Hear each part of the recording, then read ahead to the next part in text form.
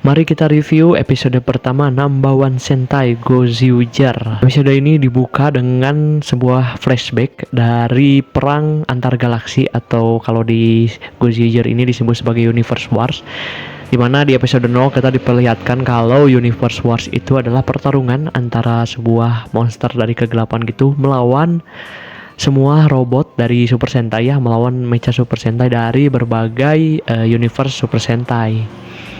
Di episode 1 ini diceritain kalau mereka hampir kalah. Nah, tapi dengan sisa-sisa kekuatan mereka, akhirnya mereka berhasil mengusir si kegelapan. Namun mereka seperti kehabisan energi. Lalu muncullah robot satu-satunya yang masih berdiri, yaitu robot utama kita dari series Gozyuger, yaitu Tegasword. Tegasword dengan berdiri di tengah kuburan para robot, dia tuh kayak bilang siapa yang bakal jadi penyelamatnya. Nah, first impression gitu melihat scene ini. Pertama untuk Tegasword, aku ngelihatnya Tegasword ini wah benar-benar keren sih dengan warna emasnya lalu muncul di antara para robot. Ini scene mewah banget, keren banget. Nah, yang jadi pertanyaan yang bakal menarik adalah siapa penyelamat yang dimaksud? Apakah Tonohiro? Mari kita nantikan lah ya. Selanjutnya kita bakal kenalan nih sama si karakter utama MC dari series ini selama 1 tahun ke depan, yaitu Tonohiro, dimana dia tuh bekerja ya di convenience store gitu. Nah, diceritakan kalau dia tuh punya sikap yang dingin dan cuek. Nah, dia punya teman kerja yang dimana teman kerjanya adalah guest untuk episode kali ini, yaitu si Handotaya dari Bun Bunjar. Tapi dia di sini memerankan orang yang berbeda, yaitu sebagai Susumi yang ramah, baik. Diceritakan ya, dia tuh ingin mengajak Tonohiro untuk bersikap ramah kepada pelanggan. Tapi Tonohiro bertolak belakang guys dengan karakter yang disebutkan. Nah, lalu Tonohiro juga digambarkan sebagai karakter yang berani dan tidak takut mati. Kalau kalian lihat scene di mana ada perampok lalu Tonohiro mencoba melawan, dia tuh kan gak takut mati ya.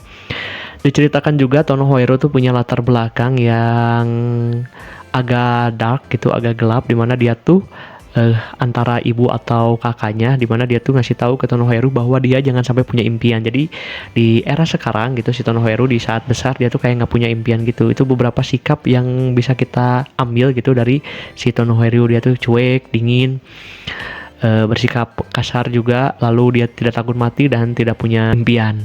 Namun akhirnya di convenience store itu Tonohiro dipecat dan akhirnya dia tuh pulang ya ke sebuah penginapannya gitu, dimana dia tidur di sebuah penginapan gitu. Nah, ketika berinteraksi dengan seorang anak kecil ini, kita dilihatkan dari sikap lain dari Tonohiro, karakter lain dari Tonohiro, itu sikap manisnya dimana dia ramah gitu ya ke anak-anak gitu.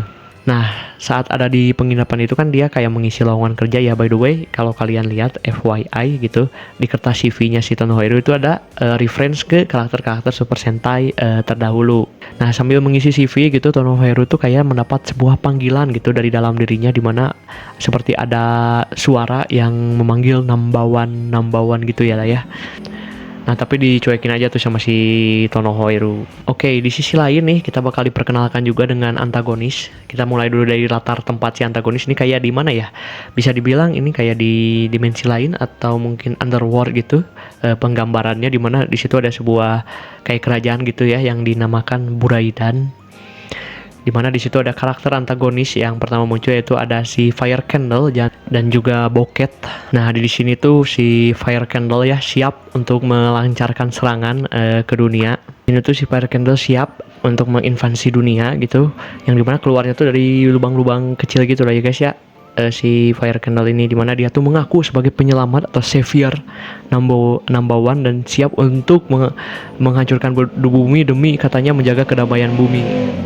Nah, hiruk pikuk invasi dari Fire Candle. Nah, kita bisa lihat scene dimana si Tonohiro ini tuh kayak dikebukin gitu ya sama preman-preman gitu. Kayaknya dia tuh kayak punya beberapa problem gitu. Namun akhirnya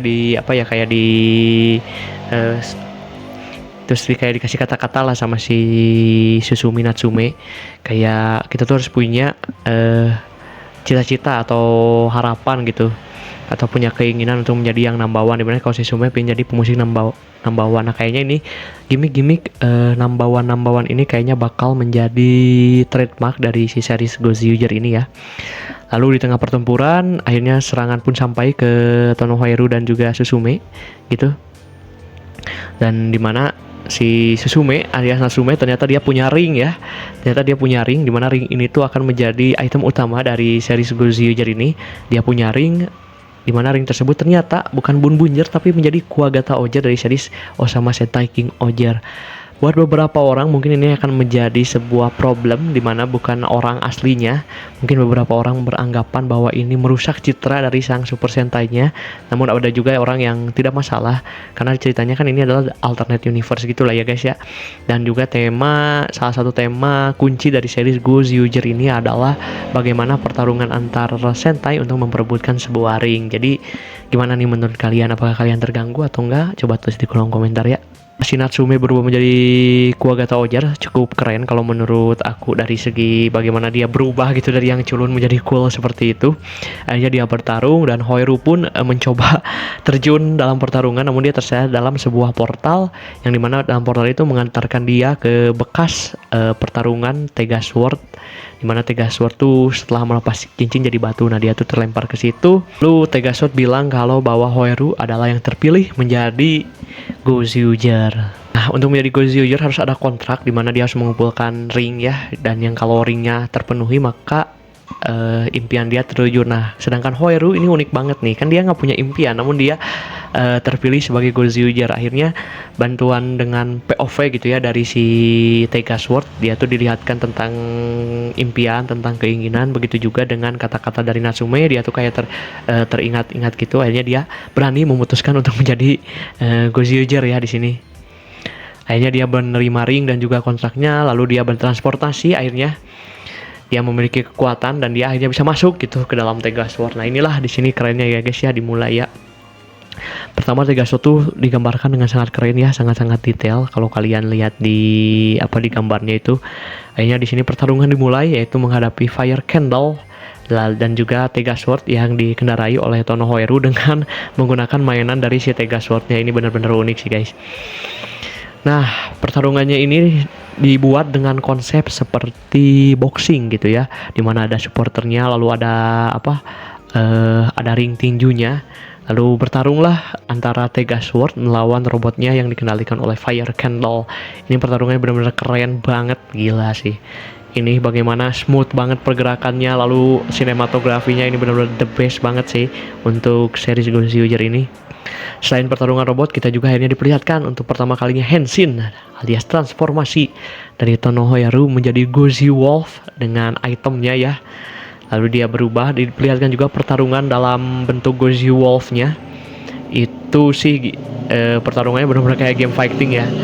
Oh ya, diperlihatkan juga ketika si Tono Hoiru memanggil Tega Sword-nya itu, waktu keluar dari awannya sih itu wah keren banget sih, kayak bener-bener dewanya tuh berasa banget ya, dimana dipanggilnya itu dengan auman ya. Dan ketika Tono Hoiru menunjukkan atau memanggil Tega Sword itu atau berubah menjadi Gozy Wolf itu ternyata memancing reaksi dari beberapa Sentai lain, yaitu keempat orang lainnya, dimana kita diperkenalkan nih dengan sekilas dengan 4 karakter Super Sentai lainnya, alias 4 karakter utama dari series Gozyuger ini. Ada Gozy Unicorn, Gozy Tyranno, Gozy Eagle, dan Gozy Leon. Sepertinya keempat karakter ini akan menarik. Mereka memiliki keinginan masa lalunya sendiri-sendiri. Patut untuk dinantikan bagaimana 4 karakter ini ke depannya. Akhirnya bertarung dan Gozy Wolf pun menang, dan kalau menang pun seperti ada gimmick winnernya gitu ya. Dan akhirnya Natsume pun kayak ketika melihat si Tono Hoiru punya ring gitu kayak bertanya-tanya, wah kamu punya ring nih, apakah kamu cocok gitu. Sepertinya ini ring ini tuh kayak menandakan sebuah pertarungan gitu ya. Kalau kita kilas balik ke Ryuki tuh sharing ini kayak deck lah. Jadi ketika lihat orang punya deck teh, wah berarti nambah nih saingan. Karena sepertinya pertarungan antar Sentai ini akan menjadi salah satu plot utama dari Gozyuger ini. Overall untuk episode kali ini sebenarnya epic banget ya guys, keren juga. Dan di beberapa scene itu CGI-nya, movementnya terutama di pertarungan antar robotnya, lalu dengan gimmick-gimmick baru seperti gimmick di ring tinju, lalu juga gimmick mengendalikan robot tanpa berubah, itu sesuatu yang fresh banget. Lalu gimmick pertarungan antar Sentai juga menarik untuk dinantikan, dan juga desain dari Gozyuger-nya juga keren. Nah cuma ada beberapa minus yang mungkin aku rasain di episode ke-1 ini kayak pertama minusnya adalah rusuh banget ya, kayak si perpindahan scene dan juga si ceritanya tuh benar-benar ngebut banget.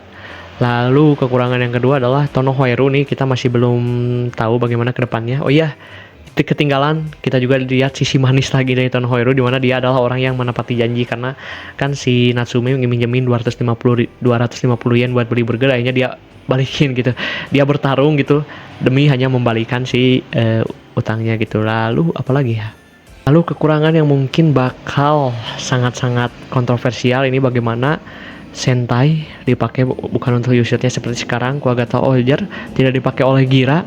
Ini bakal membuat beberapa orang agak kecewa gitu. Kalau aku sendiri ada rasa kekecewaan itu, tapi kalau lihat dari eksekusinya sih kalau aku kayak aja sih sebenarnya ya, asal bisa dieksekusi dengan baik. Lalu pemilihan case-nya pun jangan terlalu jomplang gitu kayak di Decade gitu ya. Jadi overall sih untuk episode 1 ini masih menarik ya. Bagaimana ke depannya nih, banyak momen-momen fresh juga sebagai sebuah seri Super Sentai yang baru gitu. Mari kita nantikan ke depannya. Nah, gimana menurut kalian untuk episode kali ini? Jangan lupa tulis di kolom komentar. Jangan lupa follow. Kita berubah.